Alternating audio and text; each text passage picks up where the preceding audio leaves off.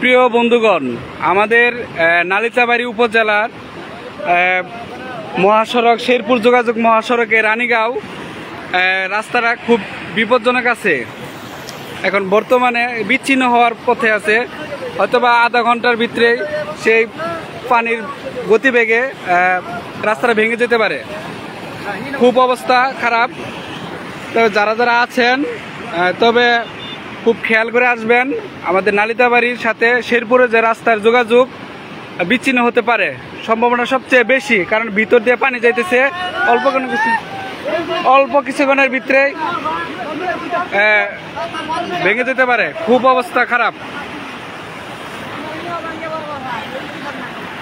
সবাই আতঙ্কের ভিতরে আছে এই রাস্তাটা নিয়ে, কারণ যদি ভেঙে পড়ে যায় তাহলে অনেক ক্ষতিগ্রস্ত হবে। যোগাযোগ করতে আমাদের সমস্যা। নালিতাবাড়ী উপজেলার সাথে অনেক মানুষ যোগাযোগ বিচ্ছিন্ন হয়ে যেতে পারে। এই নালিতাবাড়ির পশ্চিম পাশে, নালিতাবাড়ি থেকে পশ্চিম পাশে অবস্থান এটা।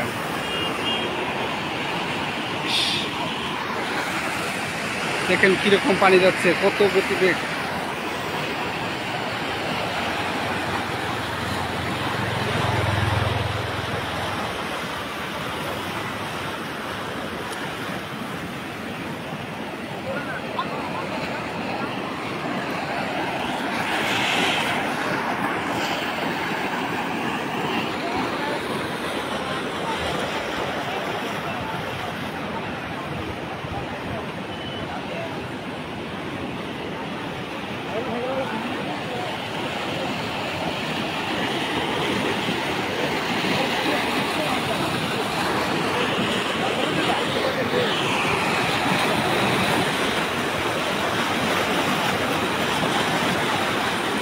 নালিতাবাড়ি থানা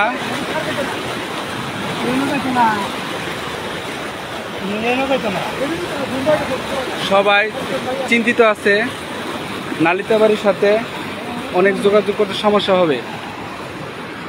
সবাই আমাদের জন্য দোয়া করবেন। আমাদের অবস্থা খুব ভালো না, নালিতাবাড়ির অবস্থা খুব ভয়াবহ।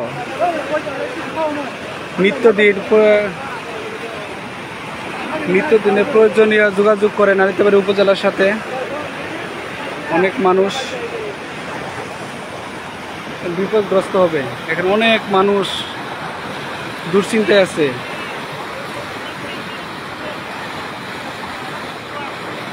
টেনশনে আছে সবাই।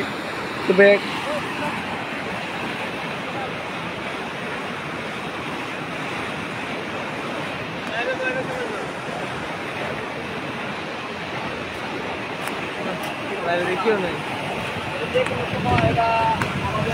এটা কোনো নদী বা খাল এমন কিছু না, এটা একটা চাষের জমি মাঠের পানি আরেকটা পাশে ট্রান্সফার হয়।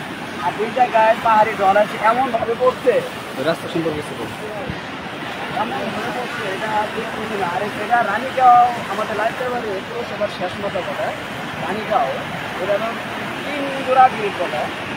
আর এই সমস্ত অবস্থা যে কোনো সময় এই রোডটা চলাচল বন্ধ হয়ে যেতে পারে, যে কোনো সময় ধ্বংস হয়ে যেতে পারে।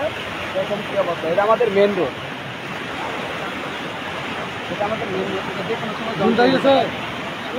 তবে আজকে যারা আসবেন নালিতাবাড়ির সাথে যোগাযোগ করতে যারা আসবেন একটু খেয়াল করে আসবেন, কারণ হয়তো আধা ঘন্টার ভিতরেই রাস্তাটা ভেঙে যেতে পারে।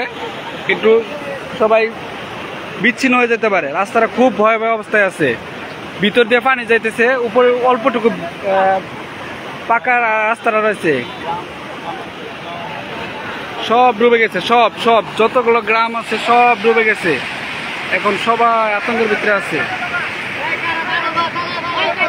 পারাপার হতে হলে তাড়াতাড়ি দ্রুত গতিতে পারাপার হতে হবে, কারণ অল্প কিছুক্ষণের ভিতরে হতে পারে দুর্ঘটনা। ভারী ধরনের কোনো গাড়ি যানবাহন যেতে পারবে না, ভারী কোনো গাড়ি যেতে পারবে না।